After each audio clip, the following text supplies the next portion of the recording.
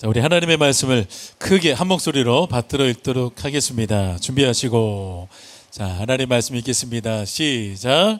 예수께서 그리스도이심을 믿는 자마다 하나님께로부터 난 자니 또한 낳으신 이를 사랑하는 자마다 그에게서 난 자를 사랑하느니라. 우리가 하나님을 사랑하고 그의 계명들을 지킬 때에 이로써 우리가 하나님의 자녀를 사랑하는 줄을 아느니라. 하나님을 사랑하는 것은 이것이니 우리가 그의 계명들을 지키는 것이라. 그의 계명들은 무거운 것이 아니로다. 무릇 하나님께로부터 난 자마다 세상을 이기느니라. 세상을 이기는 승리는 이것이니 우리의 믿음이니라.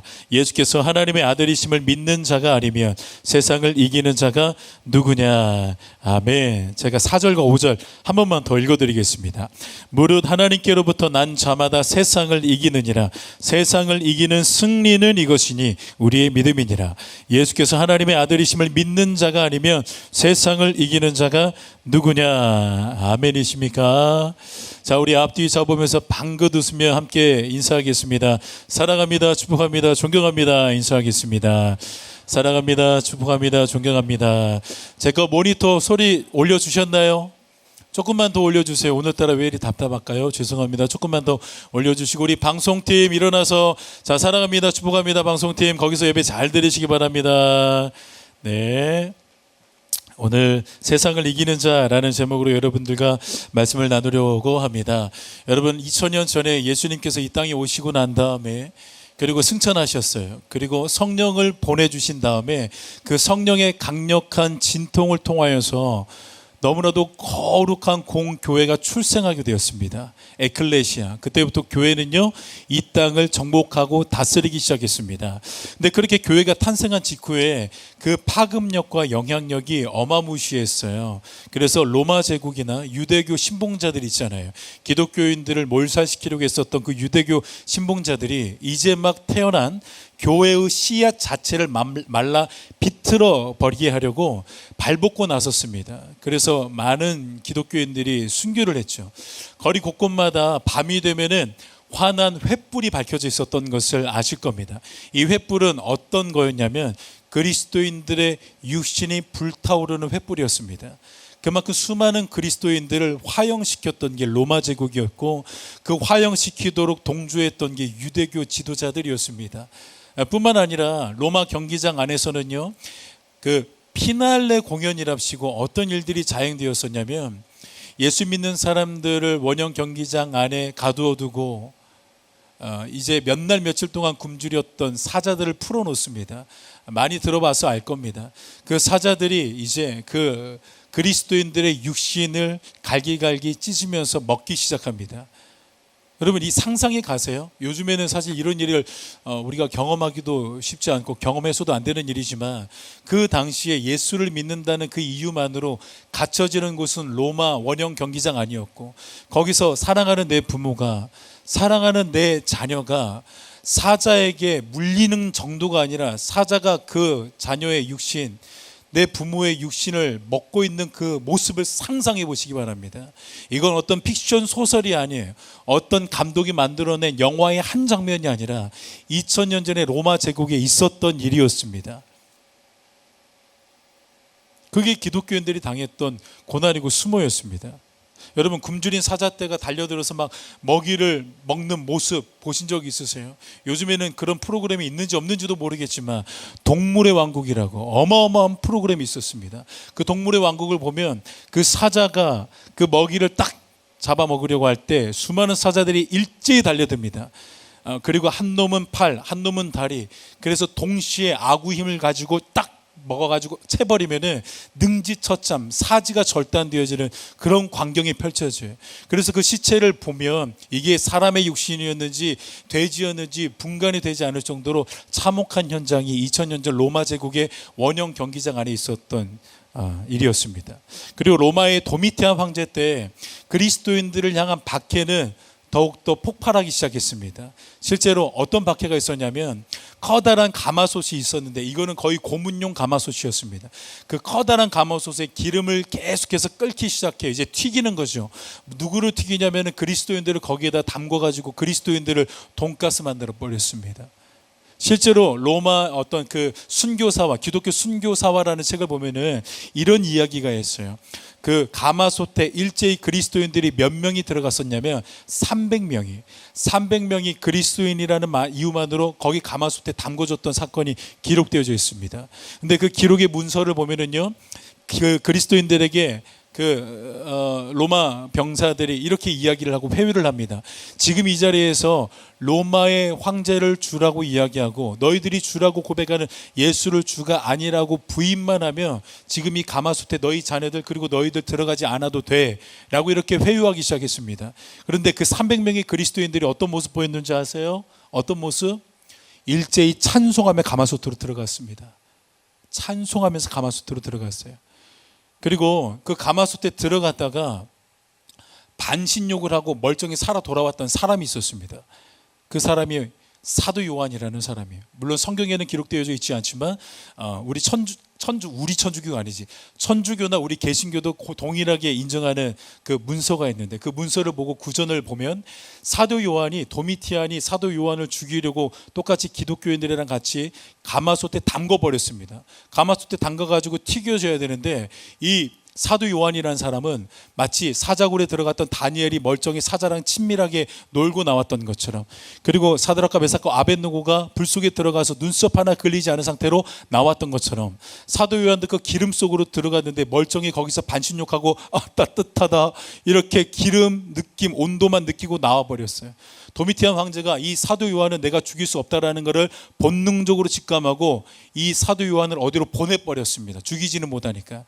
그렇게 보낸 곳이 반모라는 유배의 섬이었습니다. 결국에는 하나님이 그 유배지를 보내신 거죠. 그리고 반모섬이라는 곳에서 사도 요한은 하나님의 마지막 사명을 그곳에서 감당합니다. 요한계시록이라는 그 성경을 쓰는 곳이 바로 반모섬이었죠. 환상이라는 계시를 받아서 그리스도인들을 위로하는 최고의 위로서인 요한계시록을 거기에서 쓰게 됩니다. 미국 사관학교에 들어가면은 필수 과목으로 이렇게 무조건 배워야 되는 수업이 하나 있다고 합니다. 제가 이거를 누구한테 들었냐면은 우리 조이코리아 가면은 덩치 커가지고 알통 많은 선교사님 한 분 있는데요. 고정적으로 나오는 선교사님, 다니엘 김 선교사님이라고 아세요? 다니엘 김 선교사님 그 부모님이랑 목사님이랑 잠깐 연락을 했었던 일이 있었는데, 그러면서 다니엘 김 선교사님을 통해서 제가 들었던 이야기가 있어요. 그분이 사관학교에 딱 들어갔는데 거기에서 무조건 필수 과목으로 배웠던 수업은 인간을 어떻게 하면 가장 잔혹하게 고문하고 죽일 수가 있는지에 대한 고문 수업을 들었다고 합니다. 그런데 그 고문 수업이 어디에서 출처가 되었고 어디에서부터 시작되었는지 보니까 로마 제국에서부터 이미 그런 인간을 무너뜨리기 위한 가장 잔혹한 끔찍한 고통을 주기 위한 그런 것들이 훈련되어져 있었고, 그걸 시행했던 게 바로 로마 제국입니다. 그런 로마 제국 한가운데에서 그리스도인들이 그 아픔과 고통과 환난을 뚫고 지나왔던 거예요.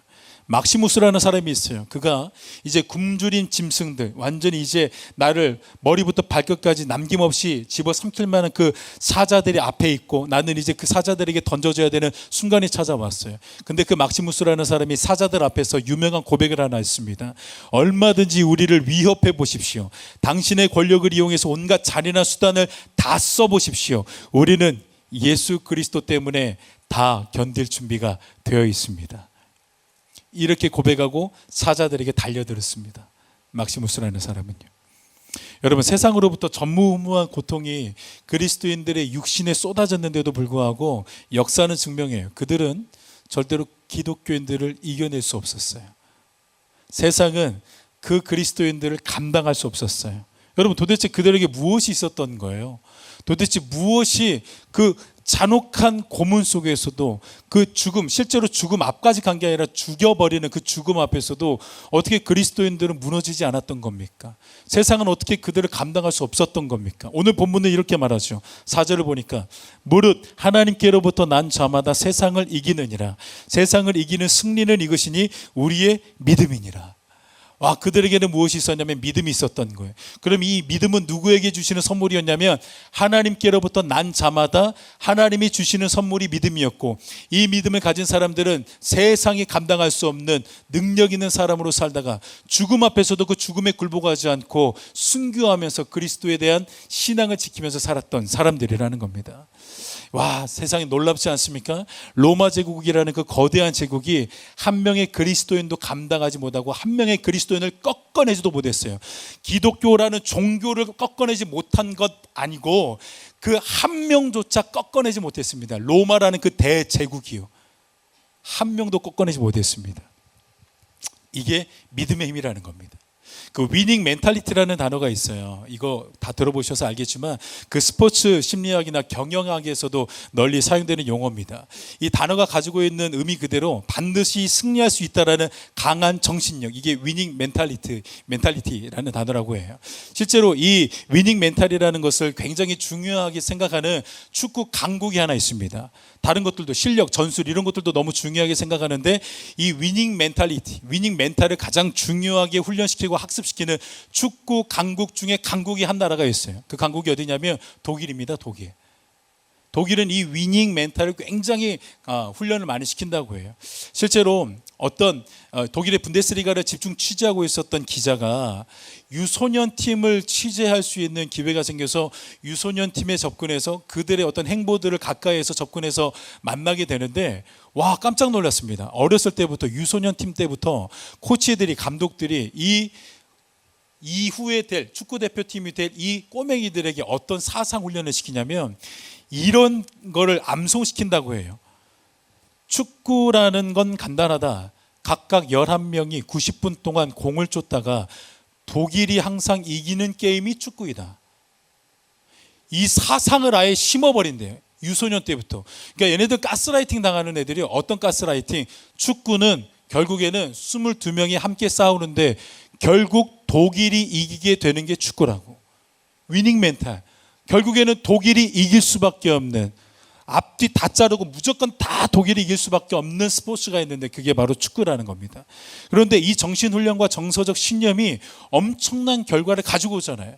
그래서 독일의 축구의 힘은 압도적이죠. 그런데 사실 이 독일이 가지고 있는 이 신념이나 자신감은 근거는 없는 자신감이에요. 근거 없는 신념이에요. 어떤 것도 보장되지 않은 겁니다. 그냥 정신훈련이고 신념의 훈련이라는 겁니다.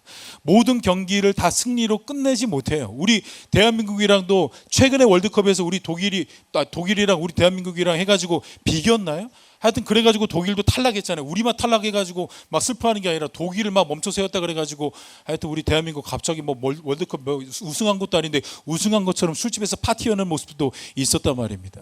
그렇게 독일이 항상 승리하지는 않아요. 실제로 지금 독일의 피파 랭킹이 몇인지 아세요? 10위입니다. 10위. 독일이 10위에. 1위가 어딘지 아세요? 1위 스페인. 2위 어딘지 아세요? 메시. 아르헨티나. 3위를 찾아보니까 프랑스, 4위 잉글랜드, 5위 브라질, 10위 독일. 우리 대한민국 몇인지 아십니까? 몇 위? 22위? 너 어떻게 정확하게 아니? 별로 기분이 좋지는 않아. 그렇게 정확하게 아는 것 자체가. 맞아요. 22위입니다. 우리 대한민국 랭킹. 이게 높은 건지 낮은 건지 잘 모르겠습니다. 그럼에도 불구하고 이 독일이라는 축구 강국은요, 이 위닝 멘탈 정신의 훈련을 통하여서 강국 중에 강국이라는 것은 우리가 부정할 수 없는 사실이에요. 우리 대한민국도 이 스포츠 세계에서 진짜 이거는 한 번도 탑에서 내려오지 않은 스포츠가 하나가 있어요. 이거는 수십 년 동안 탑 자리에서 실제로 내려오지 않은 정말로 대한민국이 세계 최강의 스포츠가 하나 있습니다. 뭔지 아세요? 양궁. 그런 것도 어떻게 잘 알아? 양궁. 실제로 여자 대표팀은 1980년도부터 한 번도 대표팀 어떻게 보면 단체전에서 1위를 단 한 번도 놓치지 않았어요. 항상 금메달, 지금까지 금메달. 그리고 최근에 있었던 올림픽에서는요, 진기명기한 기록을 우리 한국 대표팀 선수들이 만들었어요. 전 종목, 양국에 있는 전 종목을 5건 했습니다. 다 금메달을 따버렸습니다. 그러니까 완전 세계 최강. 양궁에서만큼은 세계 최강. 원래 쇼트트랙도 세계 최강이라고 했는데 이번에 완전 폭망해버렸죠. 김길리만 람보르기니 타고 집에 갔더라고. 다른 사람들은 별로 주목받지 못하고 스포트라이트가 없었던 것 같아요. 그런데 양궁 대표팀 훈련 코치가 한국이 왜 양궁에서 세계 최강이 될 수밖에 없는지에 대한 비결을 2가지로 소개하더라고요. 세계 최강이 될 수밖에 없는 것. 첫째, 대한민국 양궁 대표팀 선수들은요, 연습을 할 때 어떻게 하냐면 그 올림픽이나 어떤 세계 선수권이 진행되는 그 경기장과 그 지역과 그 나라에 대한 모든 정보들을 다 흡수하고 실제 한국에서 우리 선수들이 연습하고 있는 그 연습장과 경기장을 그렇게 만들어 놓은대요. 그 지역, 온도, 환경, 언어까지. 실제로 도쿄올림픽 경기가 끝나고 나서 그 한국 대표팀 코치가 이런 이야기를 했습니다. 실제 경기장 느낌을 주기 위해서 대형 LED 전광판 2개를 설치했고 관람석에는 일본어 멘트가 나오는 시설을 갖추었습니다. 경기장에 활을 쏘는 4대, 플랫폼부터 이동 펜스와 공동 취재구역까지, 레일캠, 초고속 카메라까지 도쿄올림픽의 현장을 그대로 우리는 가져왔습니다.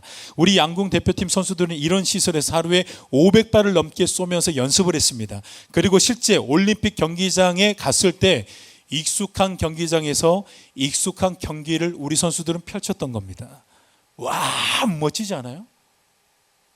교회가 세상에 있어야 되는 이유가 꼭 그렇습니다. 교회는요, 세상 한복판에서 세상의 문화도 익혀야 돼요. 세상의 언어도 익혀야 돼요. 왜냐하면 세상에서 승부를 봐야 되는 게 교회이고 성도이기 때문에 그렇습니다. 교회 떠나고 세상 떠나가지고 뭐 옛날에 기둥성자 시몬이라는 사람이 있어요. 세속화된 것을 떠나가지고 막 불교 영성을 가지고 기둥을 막 3m, 5m, 7m, 12m, 12m까지 나는 세상에 속하고 싶지 않다고 그 기둥에서만 지냈던 기둥성자 시몬이 있습니다. 거기에서 기둥에서 맨날 40일 금식 기도해가지고 많은 사람들이, 그것도 분별력 없는 기독교인들이 와 대단합니다 우리 스승님. 여러분, 그건 기독교가 추구하는 영성이 아니라고요. 그건 면역력 자체를 그냥 스스로가 자살하는 것처럼 없애고 있는 거란 말입니다. 세상에 속해 있어야, 세상에서 우리가 뒹굴어야 세상을 향한 승리의 깃발을 우리가 나눌 수가 있는 겁니다. 그래서 한국 양궁 대표팀 선수들이 그렇게 훈련을 한대요. 참 마음에 와닿았어요. 자, 둘째, 한국 양궁이 세계 최고인 이유는요, 정신력이래요. 정신력. 양궁은 사실 정신력의 싸움이잖아요. 막 팔다리 다 쓰기는 하겠지만 정신력 싸움이잖아요. 그 잠깐 부는 바람과 습도와 기온이나, 그리고 지금 많은 사람들의 어떤 경기를 관람하고 있는 그 분위기, 이런 모든 것들을 이겨내가는 정신력을 갖춘 스포츠가 양궁이라는 거예요. 그래서 실제로 양궁 대표팀을 딱 선출을 할 때 수많은 사람들이 오는데 놀랍게도 많은 사람들의 수준이 사실 거기서 거기래요. 누군가가 너무 특출나게 잘하는 것도 아니고 특출나게 못하는 것도 아니래요. 그러면 결국에는 그 양궁 한국 대표팀으로 발탁되는 선수들은 어떤 사람들인지 보니까 정신력에서 승리하는 사람들이 결국 한국 양궁 대표팀 선수가 된다고 합니다. 여러분, 그거 아세요? 이런 말이 있대요. 올림픽에 나가서 금메달을 따는 것보다 한국 양궁 대표팀에 들어가는 게 더 어렵대요. 그만큼 양궁 대표팀에 들어가는 게 힘든데, 정말로 그렇게 금메달보다 더 값진 곳에 가는 사람들은 정신력에서 승리하는 사람들입니다. 이렇게 뭐가 중요하냐면 멘탈 관리가 중요한 겁니다. 그런데 앞에서 제가 말했던 것처럼 축구 강국 독일이 가지고 있는 그 위닝 멘탈이나 우리 한국 양궁 대표팀들이 가지고 있는 그 위닝 멘탈, 이것도 확고한 근거나 확실한 보장이 있는 건 아니라고요. 무슨 말이냐면 보장된 것은 아무것도 없어요. 우리 한국 양궁 대표팀 언젠가는 패배할지 아무도 몰라요. 우리 쇼트트랙 항상 금메달 딸 줄 알았는데 지금 이번에 폭망했던 것처럼 우리 한국 양궁 대표팀도 언제 박살날지는 몰라요. 보장된 건 없다니까요. 근거는 없어요. 그러나 성도인 우리가 가지고 있는 이 승리의 확신과 승리의 신념은 막연한 정신통일, 막연한 신념, 불투명한 희망사항이 아니라고 성경은 말하고 있습니다. 예수님이 하신 말씀을 여러분 기억하십시오. 요한복음 16장 33절에 이렇게 말해요. 세상에서는 너희가 환난을 당하나 담대하라, 내가 세상을 이기었노라. 이거 예수님이 말씀하신 거예요. 왕 대신 예수님이, 주 대신 주님이 이렇게 말씀하셨어요. 담대하라, 내가 세상을 이기었노라 라고 말씀하셨어요. 예수 그리스도께서 세상을 이기셨어요. 그래서 우리에게 있는 이 승리는 말씀드렸던 것처럼 막연한 희망사항이 아니라고요. 허무한 기대나 어떤 허무한 바람이 아니에요. 희망사항이 아니에요. 우리에게 이미 주어진 소망입니다. 여러분, 희망과 소망의 차이를 아세요? 희망은 로또를 사놓고 제발 로또 1등에 당첨되기를 바라는 바람, 이게 희망이에요. 그런데 성경이 말하는 소망은 이미 확실하게 보장되어진 결정체를 소망이라고 말합니다. 군대를 딱 가는 순간에 저녁 날짜가 보장이 되어져 있죠. 저녁 날짜는 내가 잘해서 저녁을 하는 게 아니에요. 가면은 2년 후에, 요즘에 1년 6개월이죠. 1년 6개월 후에 저녁 날짜는 받아져 있어요. 그걸 소망이라고 해요. 확실하게 보장되어져 있는 것. 예수 그리스도는 희망이게요, 소망이게요? 예수 그리스도는 소망이에요. 그래서 성경에서는 예수 그리스도를 소망 대신 예수 그리스도라고 말합니다. 세상을 살다 보면 힘을 갖추고 영향력 있는 어떠한 한 문장이 있고 한 단어들이 있어요. 링컨의 게티스버그 연설, 국민에 의한, 국민을 위한, 이거 민주주의의 지평선을 열었던 한 문장이었어요. 우리 대한민국에서도 참 유명한 말이 있었어요. 잘 살아보세요.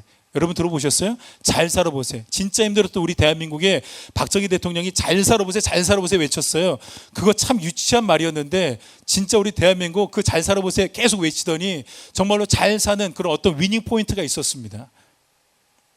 예수님이 십자가에서 내뱉으셨던 유명한 역사적인 복음의 한마디가 있었어요. 테텔레스타이. 내가 케이블타이라는 단어는 들어봤는데 테텔레스타이, 이거 도대체 무슨 말이에요? 예수님이 운명하시기 직전에 가장 마지막으로 내뱉으셨던, 마지막 호흡과 함께 내뱉으셨던 단어, 테텔레스타이. 다 이루었다. 우리 예수님이 말씀하셨어요. 다 이루었다라고. 여러분 스스로에게 한번 질문해 보세요. 이 예수님에 대한 말씀, 이 예수님이 하셨던 이 말씀에 대한 믿음이 있으세요? 다 이루었다. 이거 성경을 통해서 우리에게 말씀해 주신 예수님의 말씀인데 다 이루었다. 여러분 이 예수님의 말씀에 대한 믿음이 우리에게 있냐라는 거예요. 십자가의 현장은요, 우리의 구원과 우리의 승리를 위해서 우리가 뭔가를 해야 되는 우리의 노동의 현장이 아니에요. 예수님이 이루신 그 예수님의 실력 앞에 우리의 믿음을 보여야 되는 믿음의 현장이라는 거예요. 십자가 현장은 바로 그런 거예요. 십자가는 아무것도 할 수 없는 실패자였던, 패배자였던 우리를 끝까지 포기하지 않으시고 결국 예수 그리스도께서 우리가 이루지 못한 모든 것들을 다 스스로 이루어내신 것을 바라보는 믿음의 현장이 바로 십자가 현장입니다. 진짜 다 이루셨습니까? 내가 이루지 못한 이 모든 것들을 예수님이 다 해내셨습니까? 그 내 안에 끓어오르는 그 지적 질문 앞에 예스, 아멘 하는 예배의 현장이 바로 십자가 현장이라는 거예요. 우리는 날마다 십자가 현장으로 간다라는 것은 그 믿음의 현장에서 내 믿음을 다시 한번 점검해 본다라는 그런 차원의 고백이라는 거예요. 여러분 마귀는 저와 여러분을 끊임없이 공격합니다. 저도 그렇게 공격해요. 저도 그렇게 공격하는데 여러분이라고 공격당하지 않겠습니까? 무슨 말로 공격해요? 네 모습을 좀 보라고, 네 실력을 보라고. 너 오늘도 똑같은 죄로 무너졌잖아. 네 주제가 그래. 너 따위가 무슨 하나님을 예배할 수가 있고, 너 따위가 무슨 지존하신 하나님의 축복을 받을 수가 있고 형통한 은혜를 받을 수가 있어. 넌 절대 천국을 누릴 만한, 천국에 갈 만한 실력도 안 되잖아. 너 봐 임마, 죄 하나 이겨내지 못하는 그 재능, 그 실력, 그러면서 무슨 하나님을 예배한다고 해. 마귀는 여러분들에게 계속해서 그렇게 참소하잖아요. 많이 당하고 있잖아요. 목사님도 당했는데 여러분이라고 마귀가 가만히 두겠습니까? 마귀는 계속해서 우리에게 이런 공격을 펼칠 거예요. 그때마다 우리가 하나님에게 보여드려야 되는 겸손의 모습은 어떤 걸까요? 마귀가 우리의 실력을 막 입증하고 우리의 실력에 점수를 매겨줘요. 너는 빵점이라고. 여러분 그렇게 빵점짜리 점수를 마귀가 우리에게 보여주면 그때 우리가 보여야 되는 겸손의 모습은 뭐예요? 하나님에게 보여야 되는 겸손의 모습은 뭐예요? 하나님, 마귀가 진짜 진리를 말하지 않는 거짓말쟁인 줄 알았는데 진리를 말하네요. 하나님, 전 이것밖에 안 되는 인간이에요. 하나님, 저는 하나님에게 축복을 받을 만한 사람이 안 되고 실력이 안 되는 인간이에요. 네, 맞아요. 저는 하나님을 떠날 수밖에 없는 인간이에요. 여러분, 이게 하나님에 대한 겸손인 줄 아세요? 천만의 말씀입니다. 오해하지 마세요. 착각하지 마세요. 그걸 교만이라고 해요. 그걸 교만이라고 말한단 말이에요. 그러면 진짜 우리가 하나님에게 보여야 되는 겸손은 뭐냐면, 그렇게 나의 실력과 나의 무너짐을 참소하고 있는 마귀 앞에 내 모든 것들은 다 무너졌지만 그런 나를 일으키신 예수 그리스도의 복음을 내미는 게 겸손이에요. 여러분 진짜 착각하지 마세요. 내 주제를 인정하는 것도 물론 겸손이겠지만 좀 수준 높은 겸손은 예수님의 실력을 들이대고 예수님의 실력을 믿는 게 바로 겸손이라는 거예요. 진짜 좀 차원 높은 겸손의 인생을 살아가기를 주의 이름으로 소망합니다. 국내에서 제자입니까? 라는 진짜 이거는 역사적인 책이긴 하거든요. 목사님 같은 사람에게는. 이 제자입니까? 라는 책을 저술한 브라질 목회자 후안 카를로스 오르티즈라는 목사님이 계시는데, 이 목사님이 목회와 저술 활동을 막 매진하고 있다가 편두통이 막 찾아오기 시작한 거예요. 근데 이 편두통을 해결해 보려고 병원에도 갔어요. 그런데 점점 더 심해지기 시작하는 거예요.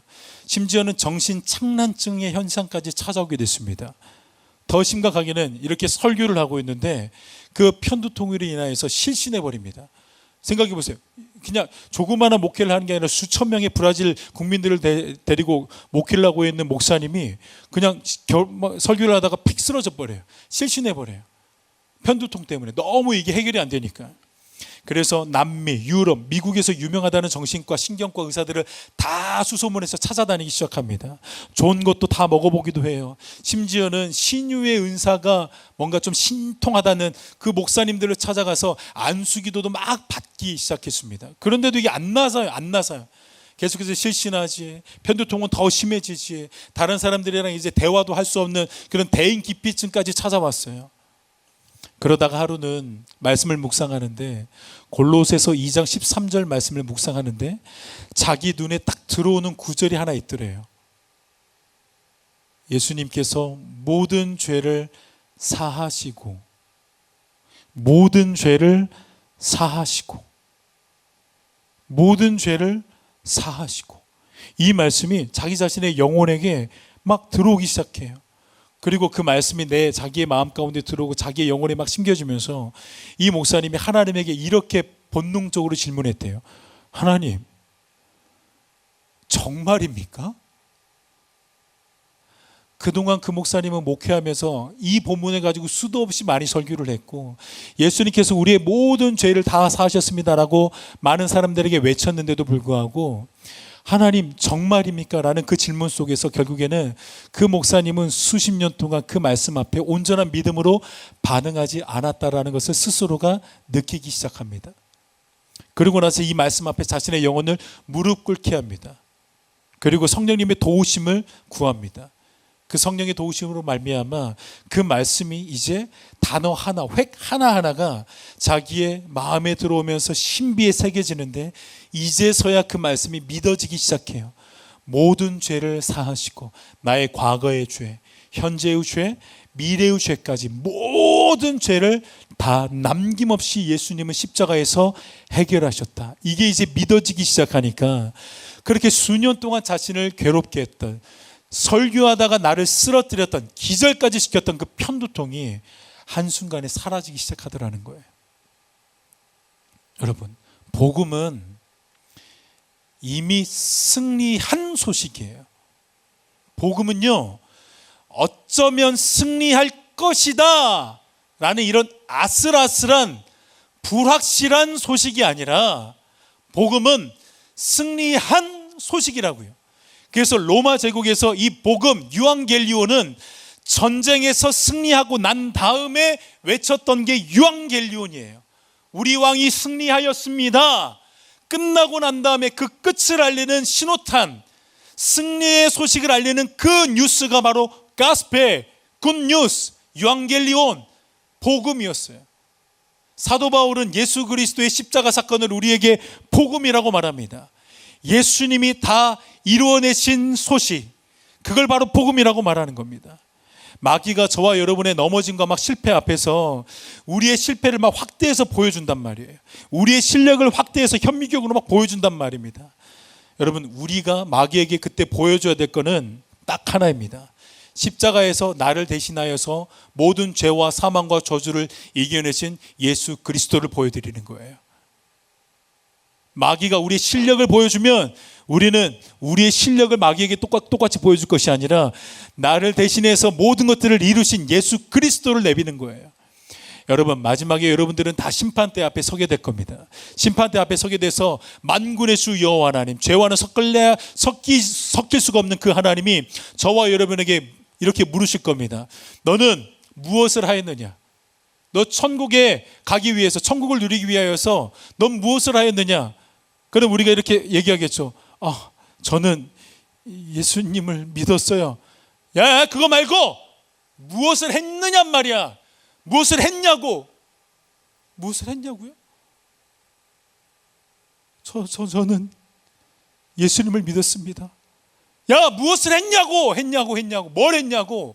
네가 천국에 들어가기 위해서 무엇을 했냔 말이야. 저는 예수님을 믿었습니다.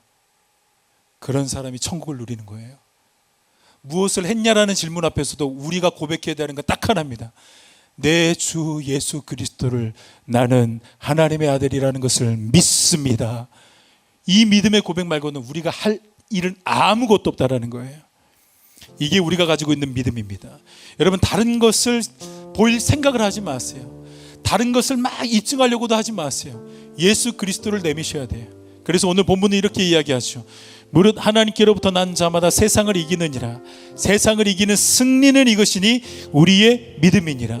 예수께서 하나님의 아들이심을 믿는 자가 아니면 세상을 이기는 자가 누구냐. 여러분, 하나님의 아들 예수 그리스도께서요, 우리를 살리기 위하여서 십자가에서 모든 것들을 다 이루셨습니다.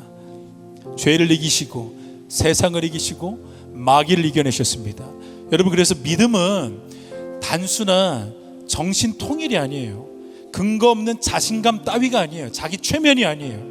우리가 가진 승리하는 믿음에는요, 반드시 무엇이 담겨져 있어야 되냐면, 기억하십시오, 내용이 담겨져 있어야 돼요.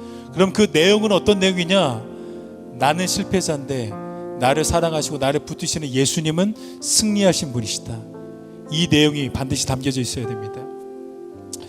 여러분, 어제 토요 기도회를 우리 학생들이랑 다 마치고 난 다음에 멀리 사는 우리 여학생들 목사님이 다 태워주고 나서 이제 어느 정도 일을 다 마치고 늦은 저녁에 집에 들어갔어요. 이제 두 아이랑 하루 종일 씨름한 아내의 모습이 보이더라고요. 그러니까 아내가 이제 많이 지쳐있고, 지쳐있는 아내가 이제 저에게 이렇게 말을 걸어와요. 여보, 오늘 세진이 무슨 일이 있었는지 알아? 그러니까 무슨 일이 있었는데, 세진이가 어떤 책을 봤는지 무슨 영상을 봤는지 갑자기 나한테 이렇게 물어봐. 엄마, 죄가 뭐야? 죄가 뭐야? 이렇게 물어보더래요. 그래서 아내가 잘 됐다. 요즘 하도 죄를 많이 짓는 세진이어가지고 죄를 잘 설명해 줘야 되겠다. 세진아, 죄는 하나님이 싫어하시는 것을 하는 게 바로 죄야. 싫어하는 말, 싫어하는 행동, 부모에게 불순종하는 거, 부모님 말 안 듣는 거, 물론 사실 그게 근본적인 죄는 아니지만 저희 아내의 마음을 좀 이해해 주세요. 그렇게 세진이 때문에 힘들어하는 아내가 그렇게 죄에 대해서 집중 타격을 하기 시작했습니다. 세진아, 이런 게 죄야. 이게 죄야. 계속해서 다 설명을 해줬어요. 그리고 아내가, 세진아, 너의 그 죄 때문에 예수님이 십자가에 달리셔서 죽으셨어. 십자가에서 고통당하셨어. 얼마나 예수님이 힘드셨겠니? 얼마나 예수님이 아프셨겠니? 그렇게 죄에 대해서 세진이를 압박하기 시작했어요. 그 예수님의 죽으심을 다 듣고 난 다음에, 그리고 엄마의 그 압박을 다 듣고 난 세진이가, 만 4살도 되지 않는 이 세진이가 기가 막힌 말을 하나 하기 시작했습니다. 엄마에게 이렇게 이야기를 해요. 그래서 뭐 살아나셨잖아. 저희 아내가 기가 막히고 진짜 코가 막혀서 어이가 없어가지고 집에 온 저에게 바로 그 얘기를 하는 거예요. 그래서 뭐 살아나셨잖아. 제가 그 말을 들으니까 저도 기가 차더라고요. 그런데 이게 믿음이구나 라는 생각을 했습니다. 아, 믿음이라는 건 복잡한 게 아니구나. 우리의 죄를 해결하시고 사망의 권세를 이겨내시고 승리하신 예수 그리스도, 그 승리를 보여주는 시각이 뭡니까? 부활이잖아요. 이제 부활의 새 생명체를 가지고 살아가는 게 성도의 인생이잖아요. 아, 어떻게 보면은 나보다 믿음이 좋은 게 저렇게 비 뒤에서 지금 돌아다니고 있는 세진이겠구나, 이런 생각, 그런 마음을 하나님이 주시더라고요. 여러분, 기억하시기 바랍니다. 믿음은 복잡하지 않습니다. 우리 세상은 복잡하고 우리의 상황은 복잡해도 그 세상과 상황을 이겨낼 수 있는 힘과 능력과 해결은 복잡하지 않아요. 믿음은 단순합니다. 예수 그리스도께서 하나님의 아들이시고 하나님의 아들이신 그 구세주이신 예수님이 우리의 죄와 사망과 저주를 능히 이겨 승리하셨습니다. 그 승리의 인생을 동일하게 살아가시는, 예수의 옷을 입고 살아가시는 저와 여러분들에게 주의 이름으로 축원합니다.